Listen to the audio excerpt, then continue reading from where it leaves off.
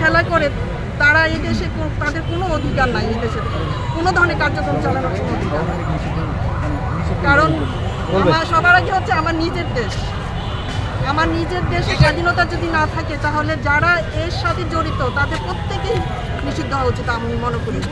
শুধু আওয়ামী লীগ তো হয়েছে, পরবর্তীতে যারা এই কাজ করবে সবাই যেন তাদের পরিণতি হয়, আমি সেটাই চাই।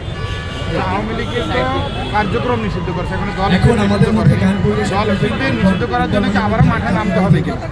এখন সেটা তো আসলে বুঝতে পারতেছি না, আমরা দেখি যদি পরবর্তীতে মাঠে নামা লাগে নামতে হবে। তবে আমার মনে হয় এটা মাঠে নামা আসলে উচিত না, কারণ এই সরকার তো বিপ্লবী সরকার হওয়া উচিত ছিল, কিন্তু সেখানে আমাদের কেন আবার বারবার মাঠে নামতে হচ্ছে এটাই আমার আসলে পছন্দ হচ্ছে না। কারণ আমরা তো একবার রক্ত দিলাম, মানে মাঠে নামবো, বাচ্চারা কত আর মাঠে নামবে?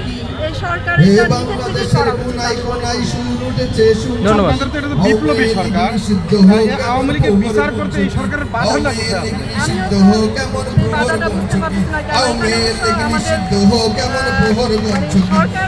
বাংলাদেশের কোনায় কোনায় সুর উঠেছে শুনছো কি?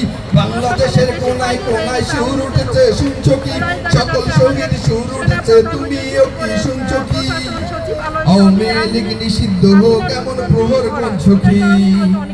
এই প্রহর উঠছে, আওয়ামী লীগের নিবন্ধন বাতিলের জন্য আওয়ামী লীগ নিষিদ্ধ হোক এমন প্রহর গুনছো কি? বিএনপিকে বলতে চাই একই দল একই মত একই গ্রহণী, অন্য কোনো প্রহর নাই তাই জানি। একই দল একই মত একই মনমানি, অন্য কোনো স্লোগান নাই একই দাবানি।